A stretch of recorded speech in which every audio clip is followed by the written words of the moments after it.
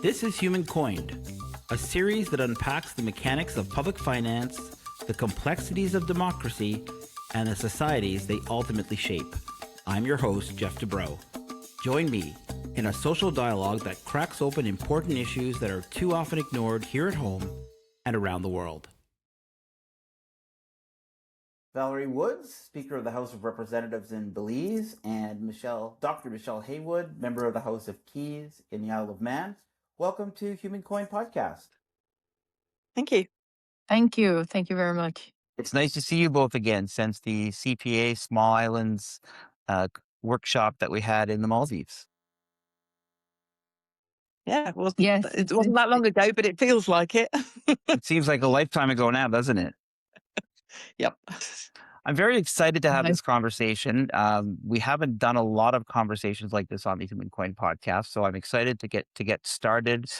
My starting point into these issues is often the fact that the United Nations, the the Sustainable Development Goals, of course, have 5.1 has the number of women in Parliament as a goal. And it seems to me that is a very hard number to those targets are a hard number to achieve and are not going up globally. As women parliamentarians, can you comment on why you think that's the case? Michelle, why don't we start with you? So I think the Isle of Man is doing relatively well in terms of that. So we are almost a gender balanced parliament. But I think in small jurisdictions, it becomes one of those things of the numbers. This is the first time ever this House was elected in 2021. And it's the first time the number of women has been this high. I think the highest number last time was 5 out of the 24 representatives. So we're at 10 now out of 24. So we're not quite balanced, but our legislative council is gender balanced as well. So, we kind of, I think we're doing okay, but I don't think that's because of any concerted support for women standing. Most of us are independents anyway. So there's no positive selection lists going on in order to drive the number of women up in Parliament here. So what is the cause then, if not any concerted effort? I think maybe we're in lucky timing. There were a number of competent women who felt that they could put themselves forward to stand. And I think if you look back through the history of women in Tynwald, there have always been women who tend to come from a background of either education or nursing or local authority spheres. And certainly that was true for the first nine out of 10, the first women members in the House of Keys came from those backgrounds. And I think even now, there's quite a few people who have come through from education or from healthcare that have moved into politics. And I think perhaps navigating those professions maybe equips you for some of the navigation you need to do through a political career. Interesting. Valerie, how about yourself? In Belize, I guess women hold 4 of the 31 elected seats in the House of Representatives and 4 of the 13 of the Senate. So, well, in the House, elected as in electoral politics, it's actually 3 because the Speaker is elected from among not from among, but the 31 members of the House Representative can elect a person either from among themselves to be the Speaker or from outside. And I was elected from outside. So I don't get to share, I think, in Michelle's more positive outlook, unfortunately. With 3 members, electoral politics, 3 of the elected members of the 31 seats, it's pretty low. And it's dismal is the word I'm looking for, really. These figures, I won't use the word progress because from not having any members in our House of Representatives some years ago, to now having gone from having 1 member to 3, I guess one should say that is going in the right direction, but it really underlines to me the distance that we have to go. And, CPA and many other networks have highlighted this, not just for Belize, but for quite a few of our Caribbean jurisdictions. It's very low. And the cause for it, I still think Belize is challenged with this patriarchal culture, this norm that leadership, despite approaching 45 years of independence, still comes in a masculine form when it comes to elections and politics and governance. And while the political parties both have supported and advocated for more women, and even in their constitutions or bylaws ask for a minimum of 30%, there's not an active push or program to have women on the ballot, because that is the only way you're going to get them into the elected House of Representatives. So there has been some discussions around, is it time, or when, how soon can we start looking at how we can make that more institutional? But there has been no real push. So unfortunately, in 2026, the elected House of Representatives still only has 3 women, which simply not reflective or representative of the of the of the population, where women accounts for half of the population. And Michelle, you have multi-member districts, if I'm not mistaken, right? You've got 2 members per district. 2 members per constituency. Yeah, Per so we have 12 constituency. constituencies and then 2 per constituency. Right. And we have 2 constituencies who are entirely represented by women in the current House, and then the others are split. So yeah, but it does mean we share some of the workload. But yeah, it's one's in Douglas in our capital city. There are 4 constituencies there, and 2 of those are all women representation. And I think that kind of reflects that the population in Douglas tends to be younger, and they've grown up with the Equality Act being over them, and I don't think that they see. I don't think the patriarchal view is so strong in the next generation, and I think that's reflected in the elections that we have here. I'm holding out for the youth here too, Michelle. I really am, because as in your case, the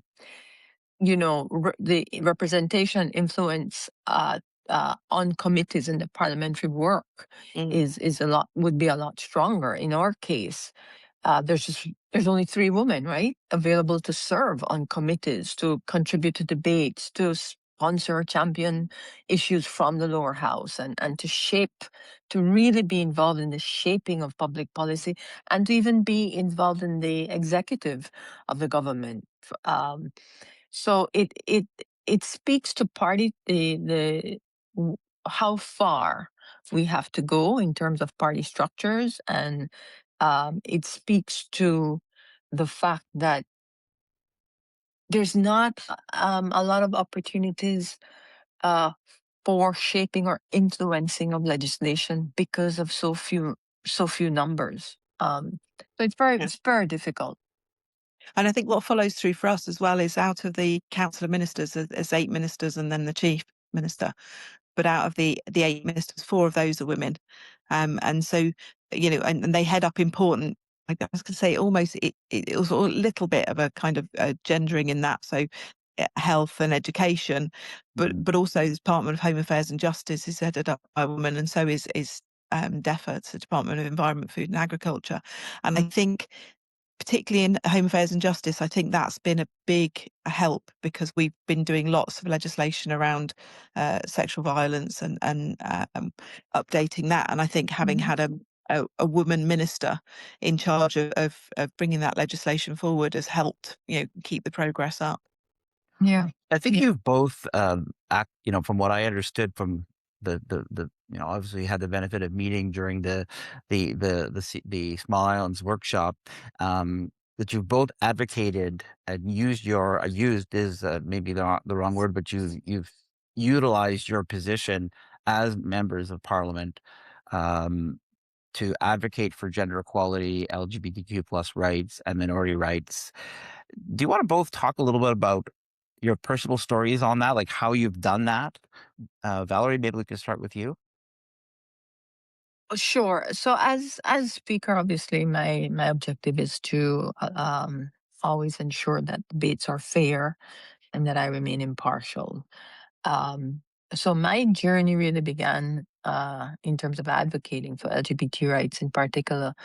Uh, it began when I was not speaker, but when I was a member of the Senate and I was an Right. opposition member. So it was in 2016 when the decision on Section 53 of our laws were, we made we reached, if you will, a constitutional milestone where same sex was not criminalized as a result.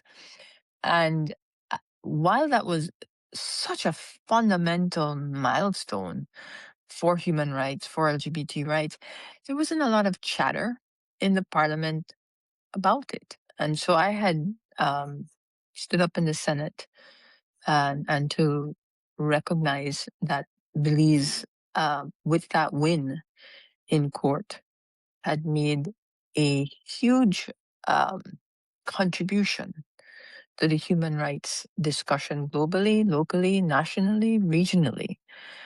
But I recognize that legal recognition and social acceptance, they don't always move at the same pace. So, in fact, I think it's very rare. And so there's still a need for respectful national dialogue. There's still a need for protection from discrimination, greater public education.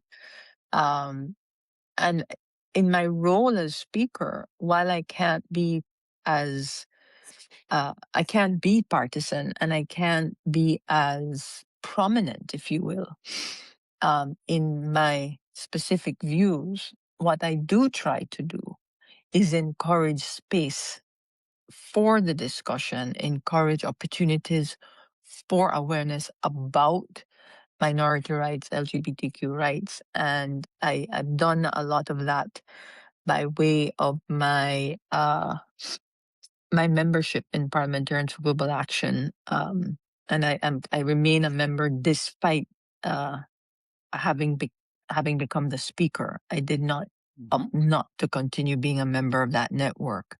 And I try to encourage other members of Parliament to find those networks, to at least at the minimum to be educated on the issue of human rights, LGBTQ rights, minority rights. Because by way of being educated, I think every member of Parliament can then have more confidence in raising the issue, bringing the issue, championing the issue, debating, and having contribution and legislation with that lens in mind. Yeah, that's very important. And I want to come back to this issue of how MPs or members of parliament find their voice outside of the traditional institutional structures, which can often be so constraining. Michelle, why don't you tell us an example of the work that you've done around these issues? So I think one of the things to recognise for the Isle of Man is that we were really late changing our laws around homosexuality. Yeah. And then, in fact, it wasn't until 1992. And there was, before that, there was considerable almost persecution of homosexuals on the island, which has left a scar across families. And the police targeted people and were recording them in public spaces and then broadcasting names on national radio, and it was an awful situation. And finally, in 2022, so 30 years after it was decriminalised, the chief constable of the time apologised for the actions of the constabulary, and that goes some way to kind of trying to rebuild the relationships from the past. But I think what Valerie said is that legal reforms, that it's only part of the picture. It's what actually happens in our society, and it's the access to services and workplace culture and public attitudes. And we didn't get an Equality Act through until 2017. And it didn't come into force until 2020. So we were a decade behind the UK in terms of making sure that we'd got some legal protection there.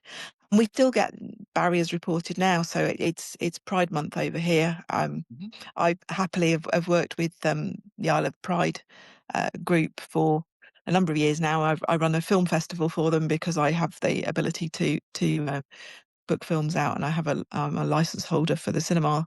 So we set that all up, but you see instantly the promotion starts to go out for those activities, that you'll get the usual tropes of, well, when is it?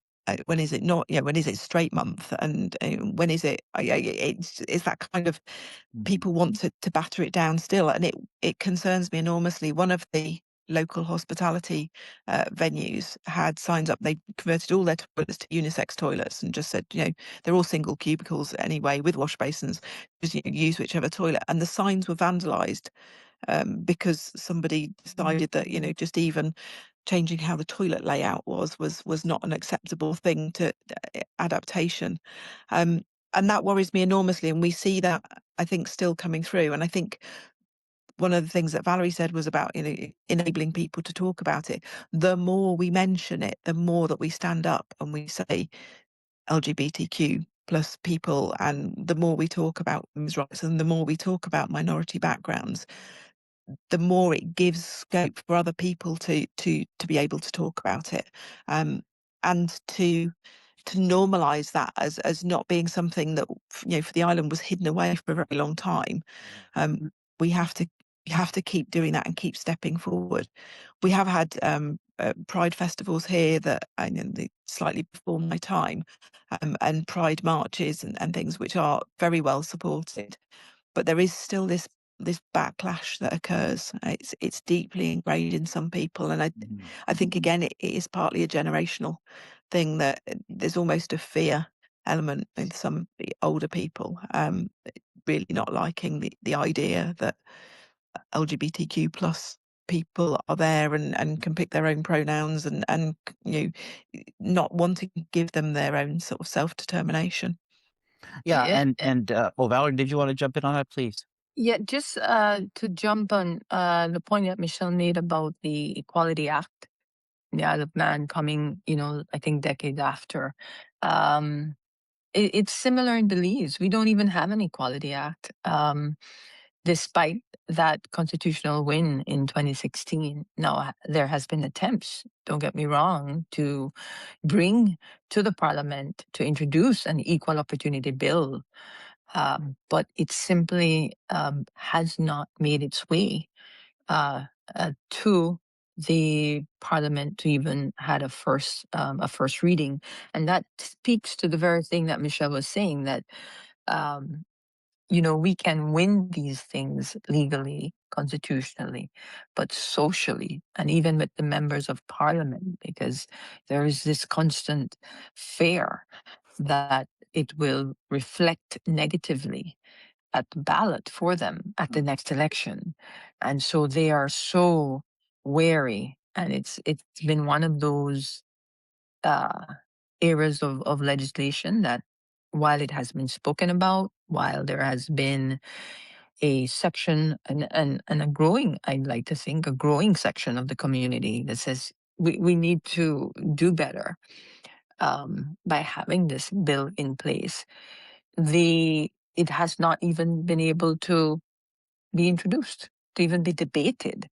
My role as speaker is really, it's not to advocate for a position while I'm in the chair, but it's to ensure that the Parliament provides a fair, an orderly, and a respectful space for the debate, ensuring all sides are heard, and applying the standing orders consistently through such a debate, knowing that there will be possibly adamant persons for and adamant positions for and adamant positions against. So it doesn't, my neutrality doesn't, I don't want it to be viewed as indifference. It's really to protect the holy grail, if I could call it that, of the chair, which is to protect the fairness of the process. And so that the discussion on any legislation, and perhaps even more so on a human rights one, on LGBT rights, on minority rights, that it is properly deliberated on and given that sufficient space. But unfortunately, I'm glad to hear Isle of Man has an Equality Act. Belize is nowhere near it. 10 years after the win. And let's talk about the backlash for a moment, or a couple of minutes. We here in Canada, same-sex marriage was legalized, I think, in 2004, if I'm not mistaken. And what I'm seeing is a backlash on transgender rights, right? Here in the province that I live in New Brunswick, the previous government implemented a policy that basically didn't allow children to ask their teachers to call them by their chosen pronouns, or name change.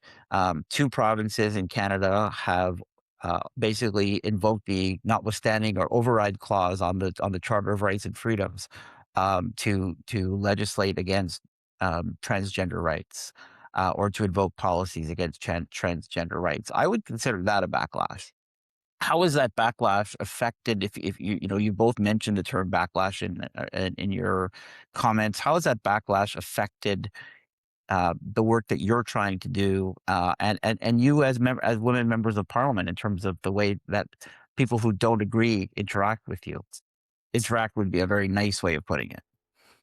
Valerie, why don't we start with you? Okay, I can't say that I've had any personal backlash as an ally, even when I was in the Senate. If I'm to be fair, Belize is very small. Everybody knows everybody here. And have I had some ad hominem attacks against me on social media by way of maybe a text or two? Yes, but it comes with the territory of being in public life, and some people are extremely passionate. But even that, it wasn't sustained. What I do think, though, has been a backlash is that it's particularly from the religious movement and by particularly the evangelical movement, in my observation, is that there has been a hesitancy on the part of those in government and in Parliament to take up the issue, to move it to the next natural step, which would be the proposed Equal Opportunities Bill. There hasn't been a drive, if you will, to see it at least be debated. I think that has been a backlash, because it has, while there has been attempts to have consultations, it hasn't moved. It seems to have stagnated. And we are now, like I said, 10 years past the constitutional case. And the issues haven't disappeared. Belize's LGBT community is growing. I shouldn't say it's not to suggest that. I don't mean growing in terms of increase of numbers. I'm saying the awareness has grown. We have Pride, a Pride Week. Not that it's formal in the sense that it's not recognized in calendar, but the LGBT community used the week of the constitutional case, when it was won in August, to be a week of celebration. And that week, over the past several years in August, has resulted in several events. Now, I think there's some progress in the sense that there is not, as what I've seen in other jurisdictions, there's not, I don't see a huge outcry against the week. I don't see assaults happening against any activity or persons participating in the activities. And I take that as a step in the positive direction. I'm not suggesting that it's sufficient, but I have to, coming from the vantage point of where it was such a taboo matter, I have to celebrate where I see change, even in its incremental format. Sure. We actually have LGBT community organizations that are recognized, that are consulted with, that are given that space to provide the input on legislation. The fact that we can even have Pride Week, these are things that we take for granted existed, and they didn't exist before. Mm. Is it enough? Absolutely not, because we don't have an equal opportunities bill in Belize. And every time there's an attempt, the movement against it, especially from the religious, grows. It just grows very strong, and that is what I think. I don't want to use the word intimidate, but certainly puts a pause on maybe some of the members trying to advance it forward. Interesting. Michelle, how about yourself? I was just actually thinking, and you're right. It's the religious beliefs that tend to get in the way. But I think we've probably during the term of this Parliament, we've rather diverted them because we've been debating taking the automatic vote away from the bishop in Tynwald after probably probably about 800 years or so. There are very few places in the world where clerics are nominated to a parliament and receive a vote. And I think it put us in the same category as Iraq, maybe, or Iran, and perhaps jurisdictions where we wouldn't aspire to match their parliamentary procedures. So that's been one bit that's certainly diverted the religious right quite a bit. And then the other one that we've been debating is assisted dying recently, and so that's become couched in religion as well. And I suspect they have a limited capacity to keep fighting on every front. Whereas I think because two of the current ministers were directors of the Isle of Man Pride Festival when it was on, and we are speaking more freely now. I think there's almost a I think we are holding up a bit of a barrier of saying, you're not touching this, and there hasn't been many sort of official overtures towards it. I think what we do see still is quite a bit of commentary on social media, but it's a small community, and as somebody's done the calculations, it probably only takes about 40 people on social media to create the impression that the whole island thinks one way. By the time you allow for the fact that more than half the accounts now on Facebook are bot accounts, and the algorithms will drive any negative comment will be amplified immediately and leapt on, because that's how Meta sells advertising, isn't it? So that level of engagement shouldn't be taken as a barometer, I think, of how the public generally see. We have odd flare-ups occasionally, what's taught in PSHE classes in school, perhaps, and whether a local poet who happens to dress in a variety of clothing depending on how they feel on the day, and did turn up in female clothing but to present a poetry session, whether that was a drag queen doing a promotion in school, and if this was all awful, and we see odd incidents like that trigger a backlash. I think generally from a parliamentary perspective, we're doing a reasonably good defence of where we are, and we've almost made it so that it's not a sector that you can try and attack through the political system. Really interesting. Let's change tack a little bit and talk a bit about, for example, in the case of Valerie, the Women's Parliamentary Caucus in Belize. I had mentioned that I was hoping to get back to this issue of what are some of the ways that parliamentarians can use their voice to advocate for issues around gender equality, LGBTQ plus rights, minority rights, et cetera, Maya Hutman, who is not only the producer of the podcast, but also my gender equality specialist, she was saying earlier before that this was, she was under the impression this was your brainchild. The Women's Parliamentary Caucus was something that you had put together. Do you want to tell us a bit about how that caucus is used to, or how it's succeeded in supporting the type of issues that we're talking about today? So the caucus, again, when I was a member of the Senate, an opposition senator, as low as the numbers were in the House for women, and in the Senate, it's a little bit better. The Senate is 13. I will hasten to add, Michelle, that in our Senate, constitutionally, we do have a member representing the churches. So we will always have that, because if that is to change, that has to be constitutionally amended, and that's not going to happen. I don't see that It was the happening anytime. constitution bill for us. We've allowed the bishop to keep the seat and to have a voice, but just not to have a vote. Ah, okay. That would be a lot difficult here. That would be a lot difficult here.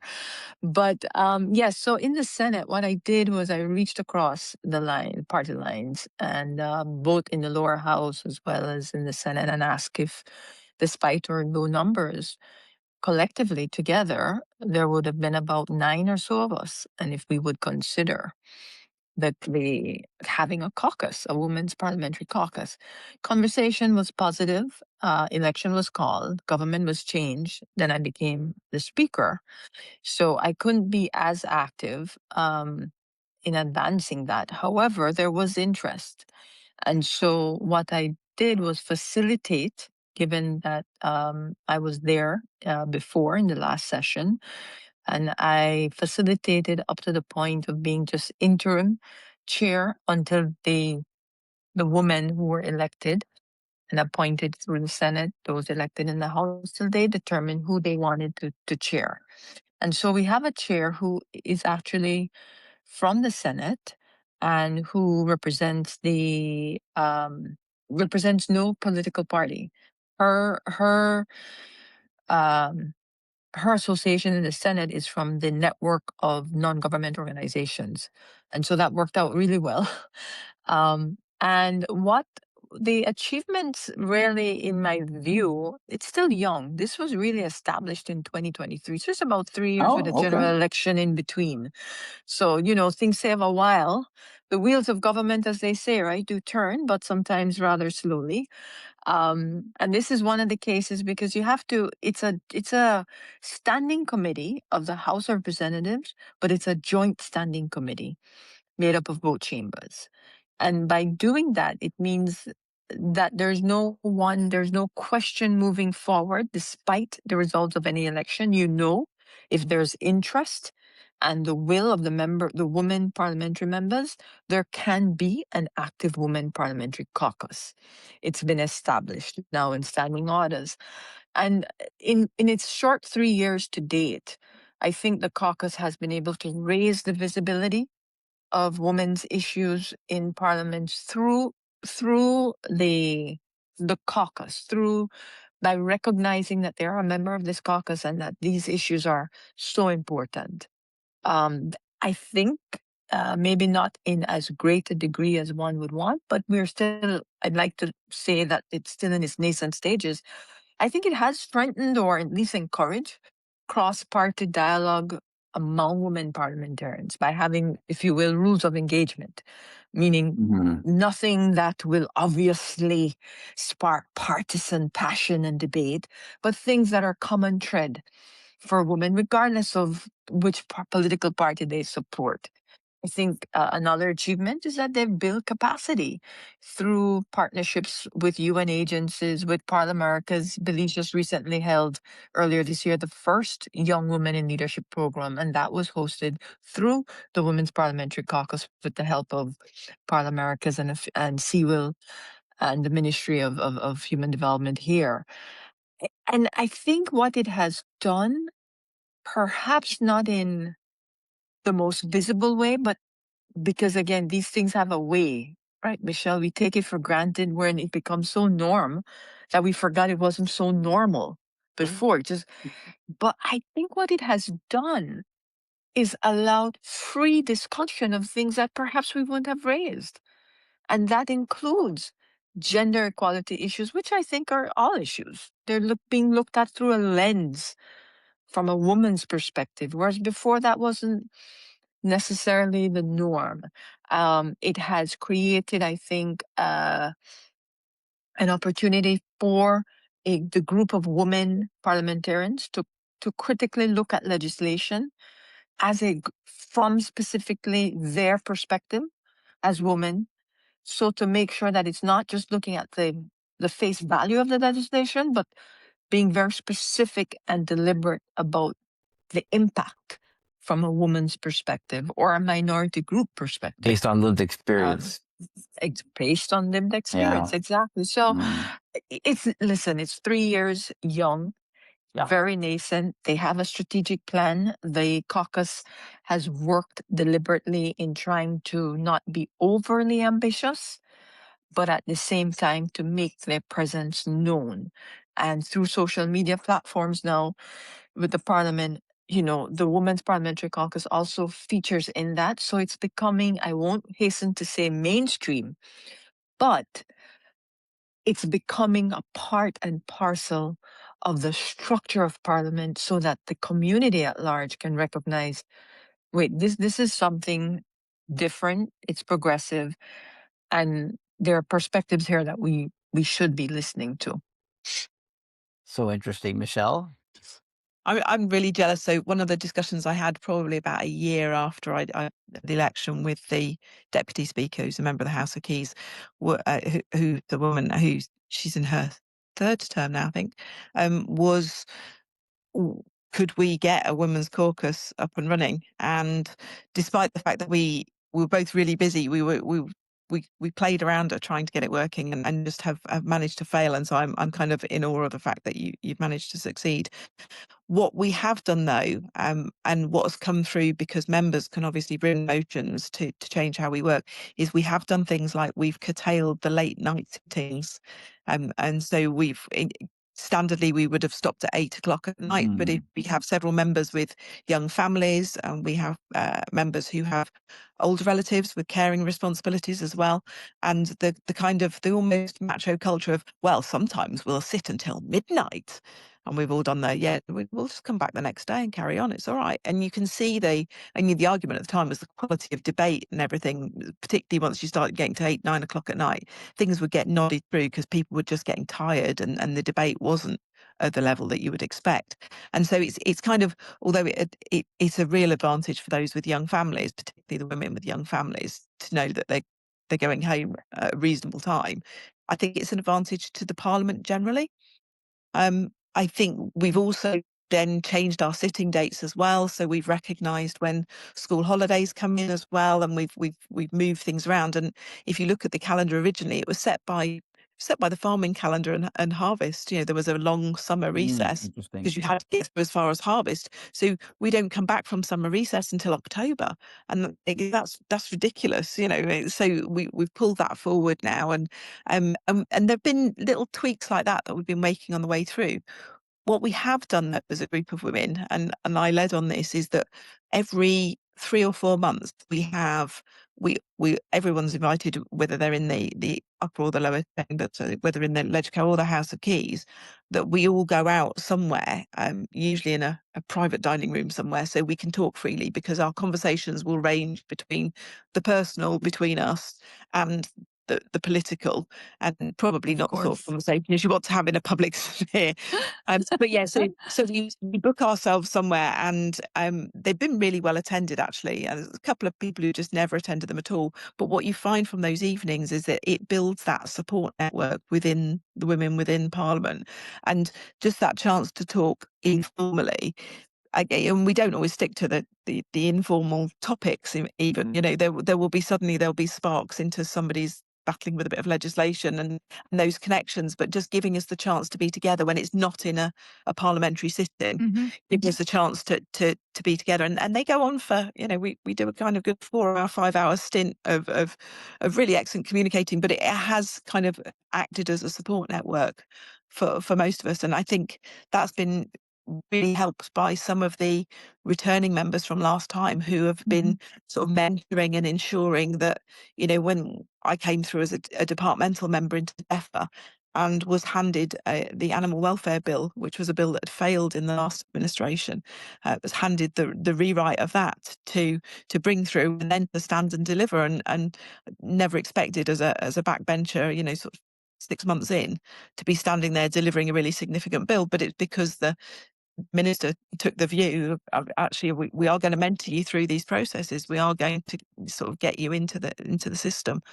And so I think it's been, the way has been smoothed for us a little bit by having ministers that were prepared to do that sort of induction into the system. And speaking of ministers, Michelle, that's one question I wanted to ask you was, as Valerie, you had mentioned, some of the constraints that you face as speaker in advancing these issues. Michelle, you were in cabinet until quite recently. Is that a enabling feature or a drawback to advancing these issues, or both? I think it can be a little bit of a drawback, because I think just the workload that comes with being a minister, so obviously within your own department, when you're doing a policy development, I've got eyes on it there, and it was never going to be an issue that things weren't balanced and equal. But I think once you're into that role, the workload is so heavy that the chance to look outside and look at the bigger picture, and to bring about other changes that would make things more equal and improve our inclusion, it's not within your scope to deliver, I don't think.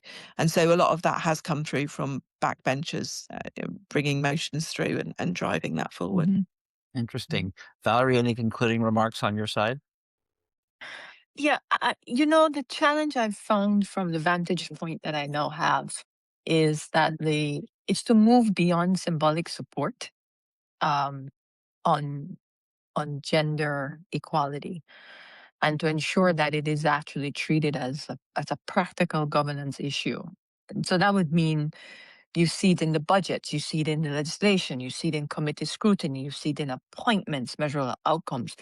So while I'm very glad, Michelle and Geoff, that we don't, in light of not having women members, the numbers that I would love to see in Parliament, there has been a concerted effort that the heads of departments and the CEOs in ministries, that they are women, and at an increasing amount, an increasing number than ever before. Decisions are made at the cabinet level and decisions are made in Parliament, and that's where we need to see more women. And I think if we can find a way in our small jurisdiction to just move that needle and get a little bit more towards critical mass, especially in the lower house, I think it would make a huge difference in the legislation coming out, in policy coming out, and in the robust debates. Listen, we're speaking to the converted here. Members will disagree. It's not may disagree. They will disagree strongly. What we can do so in a way that upholds dignity of Parliament and the dignity of the people affected by the issues. I happen to be, and I'll sound very biased here, but I happen to think that we get there with a more critical mass of gender balance in the Parliament. A mature parliamentary culture allows for very difficult issues to be debated without ad hominem attacks, without stereotypes, and certainly without exclusion. So that would be my last intervention here, and how I'd close off. I like the speaker role. It's such an honor, but it is also a bit of a constraint for somebody that was a bit more active in terms of voicing my opinion. So, but I am learning each day and with each Parliament at least how to create the space for divergent views and to be as fair as possible in allowing the discussions, and then to work with partners and to work with agencies and colleagues across the CPA to see how they tackle some of these things that we're tackling in this small branch that we have. And speaking of the CPA, this is an opportunity to mention that this podcast will also be broadcast as part of the CPA's Parliamentary Conversations in the Commonwealth podcast. I want to thank you both very much. I've thoroughly enjoyed this conversation, and to see you both again, Honorable Valerie Woods, the Speaker of the House of Representatives in Belize, and Dr. Michelle Haywood, member of the House of Keys in the Isle of Man. Thank you so much for taking the time to share your perspectives as women parliamentarians. Really enjoyed this. Thank you. too. Thanks.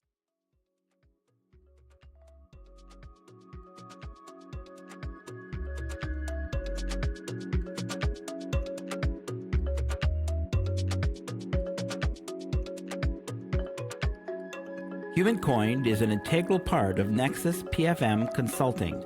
If you enjoyed this episode, you can also find us on YouTube and on your favorite podcast app. If you have any questions about the work we do, you can contact us at info@nexuspfm.com.